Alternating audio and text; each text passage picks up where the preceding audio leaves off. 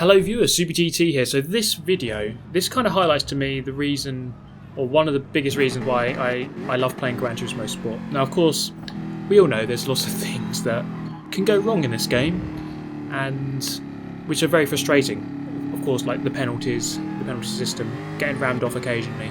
There's lots of things that are frustrating, but for me one of the main strengths of this game is the way that you can get ranked together with similar rated players, similar ability players, which can produce close racing.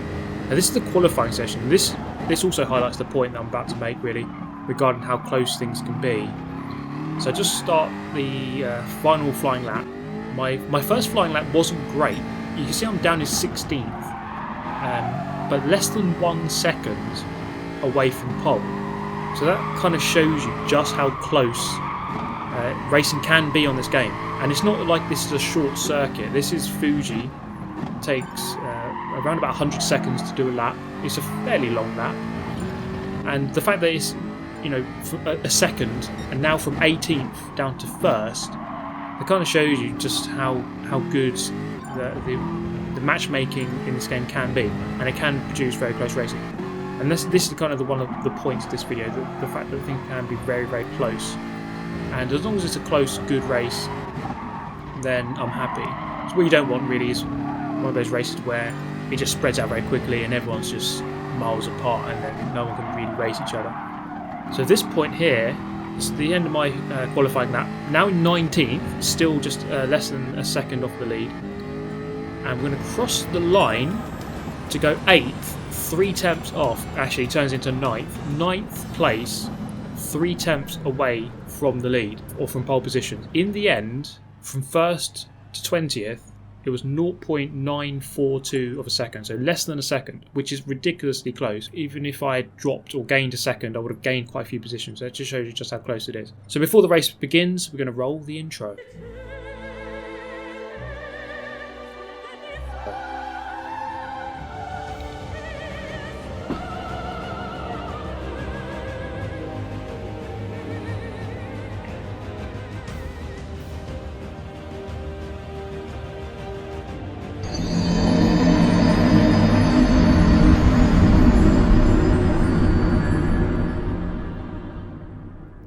So in many ways this championship has turned into World Tyre Preservation Championships, and those that can avoid death, dying of death by not saving their tyres, is often going to do well. So the first round at Kyoto was pretty bad on tyres, and Fuji, and well, Fuji's not, well, okay, it is quite bad on tyres, and especially of course with the extreme tyre multipliers that are being employed. So starting 9th, up behind the Toyota FT1, looking around the outside into turn 1. Is it going to be a viable move? Possibly, as we are still up the inside here. So he's on the right hand side, as you see there, as we go up towards turn number 3 officially. Up the inside we go. We're going to have to give him just enough space on the right hand side. He is still on the right hand side, judging by the radar. And that Toyota FT1, very, very good around long corners like that one there.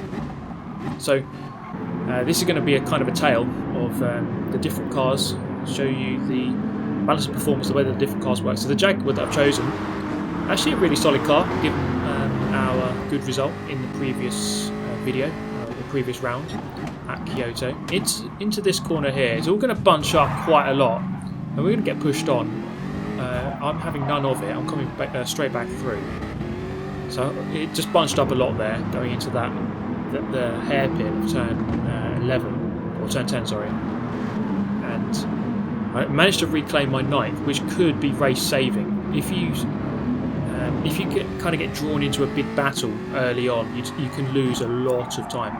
And with the standards as high as they are here, you really don't want to be in that situation. And again, given that it's 0.9 between 1st and 20th on the grid, it's going to be a close race.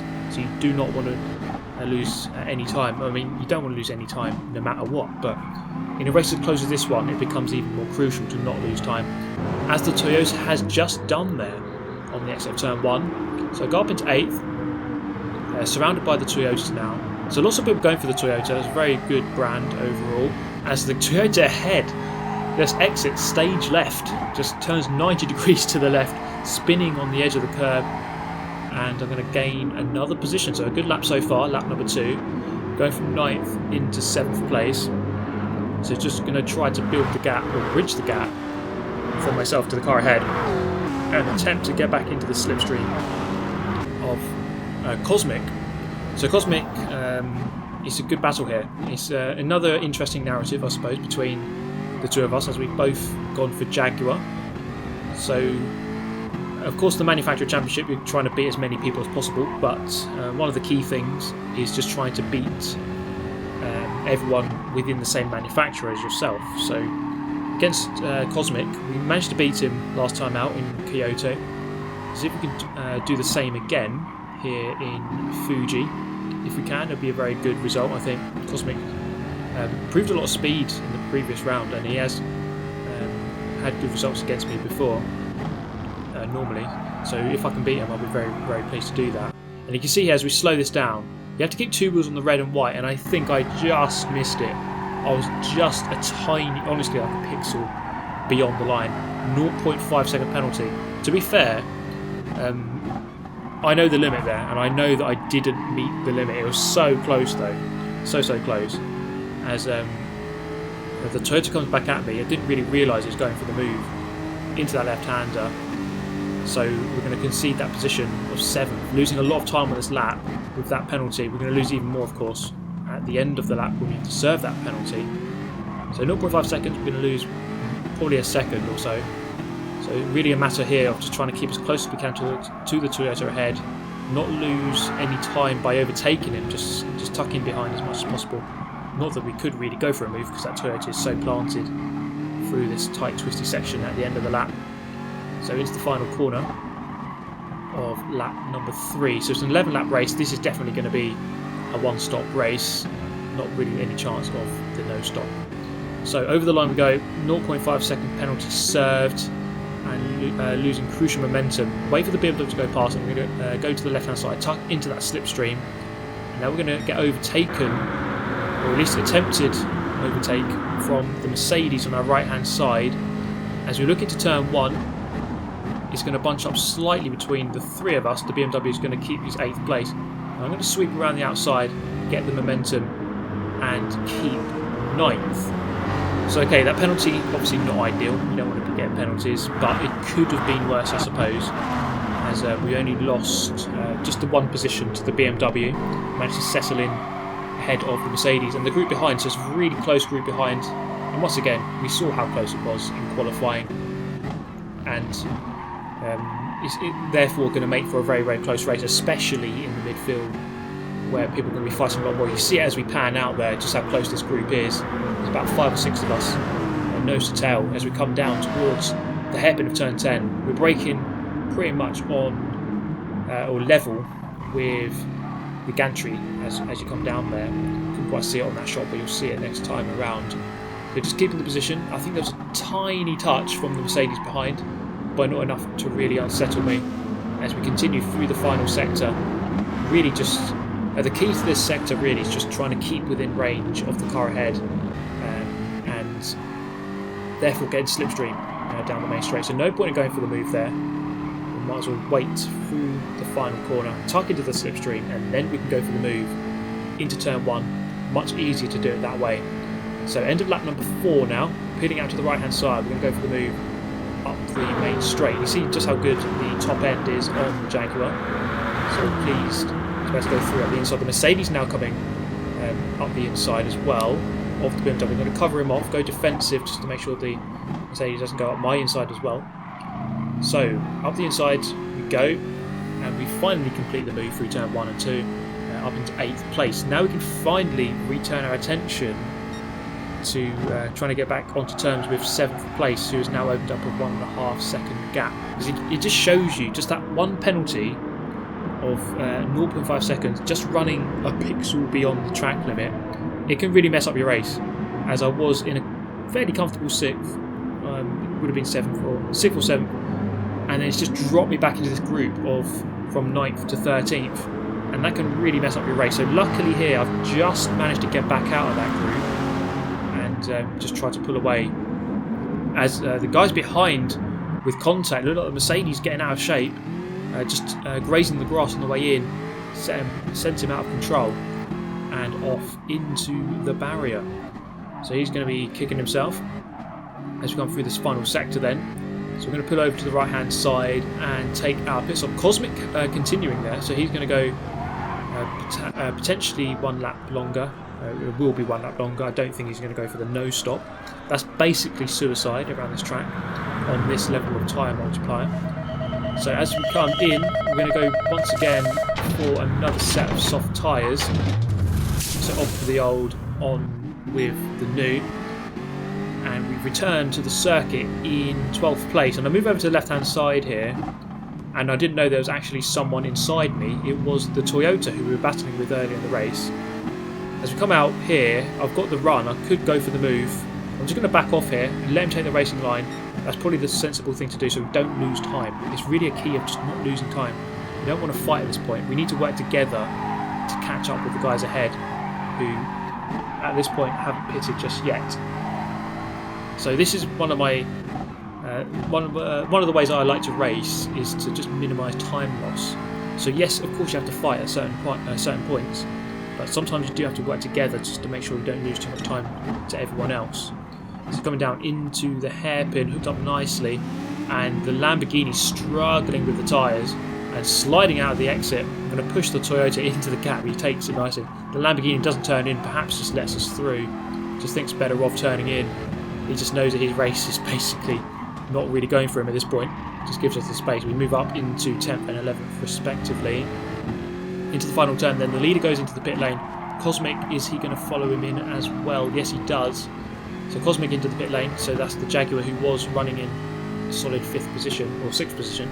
Let's see how this pans out then, as the Austrian's going to go into the pit lane. We're going to take the slipstream from him, and I'm going to get the slipstream in turn from the Toyota as we cross the line, and I'm going to go up the inside with the superior top end. There is Cosmic coming out of the pit lane, so we're going to get the jump on him. It just shows you how much time you gain from going for that undercut.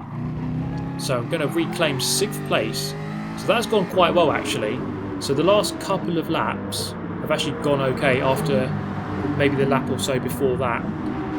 It looked like I was kind of losing the race a little bit, going backwards. But just here, managing to kind of reclaw a good couple of laps to put myself in a good position of 6th, which is obviously the best position in the world. So I had to look in for the move into the left of turn 6, doesn't quite happen for him. So now once again, similar to how we were a lap ago, we can just turn our attention to catching up with the guys ahead. That is the main priority here. So we're going to flash forward 1 lap. You can see that I have gained, and still the Toyota and the Jaguar of Cosmic just sitting behind. They kind of know that we are best off waiting to battle until later on. Let's work together to catch up with this group, and that's exactly what we have done over the course of lap 7 and 8. We have gained right onto the back of this group. We look like the Audi R8 up ahead, looking slightly vulnerable. So the main again priority, just to get onto the slipstream of the car ahead and get towed down the long straight, which is going to gain you tenths of a second compared to not being in the slipstream. So running slightly wide, everyone moving over to the right hand side to tuck into the slipstream of the car ahead. Although the Audi moves back over to the left, that's going to leave him vulnerable. So am I going to be able to hunt him down and kill him into turn 1 as we sweep by the camera? Look at that, flying past at 170 miles per hour as we hit the brakes before the 150 board into turn number 1. Lap number 9 this, so less than 3 laps to go. How many positions could we potentially gain from this point here? We still have the close attentions of the Toyota behind, and of course of Cosmic in the sister Jaguar, who pitted 1 lap later, who is therefore going to have fresher tyres, and that's going to count for even more as we enter the final stages of the race. And I'm going to have to avoid the Dark Souls "You Died" screen at the end of this race if I want to stand a chance of at least finishing 6th. As we sweep through the long left, so lots of long corners here, and that does make the tyres work extra hard, and I do edge closer to the "You Died" screen every time we go through one of these turns. So the gap actually opening up to some of the cars ahead. So Cobra M5 in the lead, doing very well in the Ford Mustang to be leading the race, although he's being quite quickly caught by the Audi R8 in second. He's up Potomac in third, sitting quite pretty in the Ford GT. We've got the Porsche 911 in fourth. He's looking to just pull away slightly from this Audi R8. He drifts a little bit wide, and he's going to give me a good opportunity. As the Toyota from behind looks up the inside, I kind of saw it coming on the radar, so just had to leave a space. As we go onto the main straight to end lap number 9, are we going to be able to gain a position? I don't know if the Audi ahead, is in the slipstream of the car ahead. I don't think he is, so he's vulnerable here. I'm going to go to the right hand side and move up into 5th place with just 2 laps to go. On the brakes nicely into the first corner, and the Toyota unfortunately is going to come out of nowhere and just push us slightly wide. So that was looking like a good move, and I've lost the position once again. So the Audi moves back into 5th, and I'm back into 6th, so it's as you were basically. Now Cosmic's going to look up the inside into the left-hand kink of turn 3, and it's going to be a duel between the Toyota and the Jaguar just behind. You see just how good the Jaguar is around the outside with the fresher tyres. Normally you wouldn't be able to do that against the Toyota, but it just shows you how good the tyres are on that Jaguar behind. So that was a little bit of a frustrating incident there, because I would have easily gone up into 5th, but then the Toyota with a slight misjudgment and are going to lose out. So I could have been 5th at this point here, but we're going to try again for a second attempt down the main straight. So again, it's really a matter of just tucking in here, getting the lines as much as possible, just not overdriving this final sector, and just getting within the range of the slipstream so we can get sucked along down the straight.